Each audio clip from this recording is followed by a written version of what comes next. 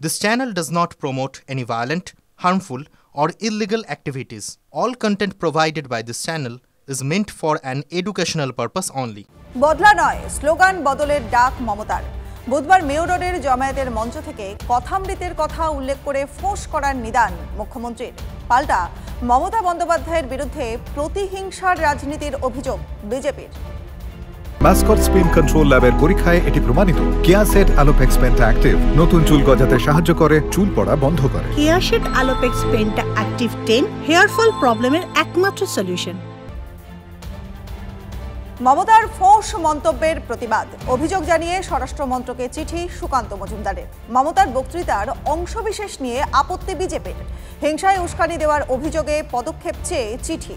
অমিত শাহের কাছে দ্রুত পদক্ষেপের আর্জি সুকান্তর। আপনার এত সাহস হলো কিভাবে? অসমকে হুমকি দিচ্ছেন।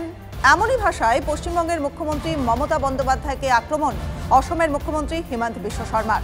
পশ্চিমবঙ্গে যদি বিজেপি আগুন লাগায় তাহলে অসমও থেমে থাকবে না। মুখ্যমন্ত্রীর মন্তব্যের জেরে পাল্টা আক্রমণ অসমের মুখ্যমন্ত্রী।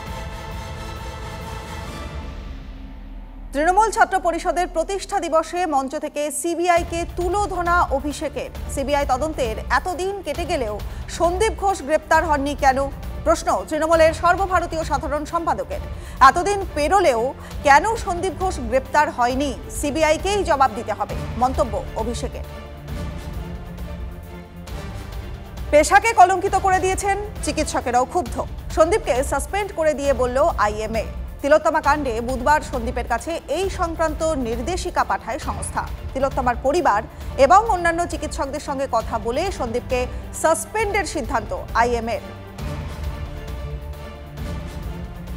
তিলোত্তমা কাণ্ডে এবার সরব রাষ্ট্রপতি। অনেক হয়েছে, মহিলাদের উপর অপরাধ আর বরদাস্ত নয়। নির্ভয়া কাণ্ডে 12 বছর পার, ধর্ষণের ঘটনা ঘটেই চলেছে। সভ্য সমাজ এটা মানতে পারে না, সংবাদ সংস্থাকে বললেন দ্রৌপদী মুর্মু। তিলোত্তমাকে ধর্ষণ খুনের প্রতিবাদে আজ থেকে ডোরিনা ক্রসিংয়ে ধর্ণা বিজেপির। হাইকোর্টের অনুমতির পরও প্রথমে পুলিশের বিরুদ্ধে বাধা দেওয়ার অভিযোগ বিজেপির। রাতেই ধর্ণাস্থলে সুকান্ত মজুমদার। সকাল থেকেই চলছে মঞ্চ তৈরির কাজ। নবান্ন লালবাজারের সঙ্গে একই দিনে কালীঘাট ত্রিমুখী অভিযানের ঘোষণা শুভেন্দু অধিকারীর। বুধবার নিজের বিধানসভা কেন্দ্র নন্দীগ্রামে বন্ধের সমর্থনে মিছিল করেন শুভেন্দু। আর সেখান থেকেই একই দিনে নবান্ন, লালবাজার এবং কালীঘাটে অভিযানের ঘোষণা বিরোধী দলনেতার। তিলোত্তমার ধর্ষণ খুনের প্রতিবাদে আজ পথে কংগ্রেস। কলেজ স্কোয়ার থেকে শ্যামবাজার পর্যন্ত পদযাত্রা। কোনো শর্ত ছাড়াই অধীর চৌধুরীদের কর্মসূচিতে অনুমতি কলকাতা হাইকোর্টের।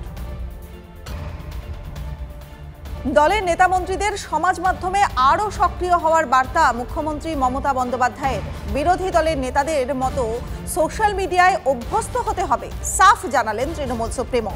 ওরা ভুয়ো ভিডিও ছড়াচ্ছে, আমাদের সত্যিটা বলে মোকাবেলা করতে হবে, দলের নেতামন্ত্রীদের বার্তা মুখ্যমন্ত্রীর। রাজ্য মন্ত্রিসভার বৈঠকে ক্ষোভ প্রকাশ মুখ্যমন্ত্রী মমতা বন্দ্যোপাধ্যায়ের। সেচ, পঞ্চায়েত, আইন, জনস্বাস্থ্য এবং কারিগরি দপ্তরের কাজে ক্ষুব্ধ তিনি। মানুষের অসুবিধা হয় এমন কিছু হলে ছেড়ে কথা বলবো না, মন্ত্রীদের উদ্দেশ্যে কড়া বার্তা মুখ্যমন্ত্রীর। আইনমন্ত্রী মলয় ঘটকের কাজেও তীব্র অসন্তোষ প্রকাশ করলেন তিনি। আপনি চালাতে না পারলে নিয়ে নেব, মলয়কে বললেন মমতা। খবর সূত্রে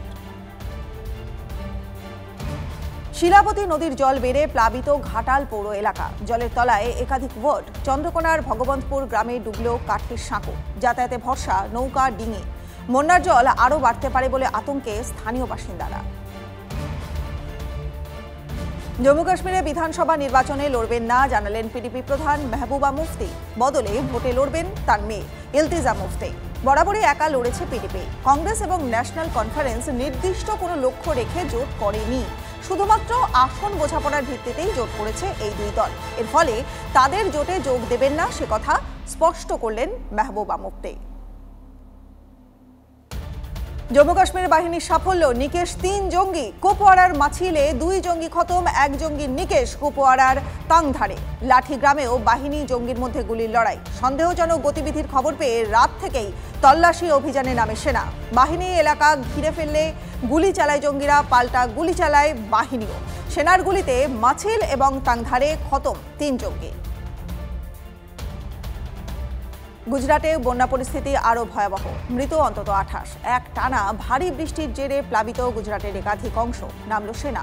উদ্ধারে প্রায় 300 জনকে ইতিমধ্যেই নিরাপদ স্থানে সরানো হয়েছে 23,000-এরও বেশি মানুষকে।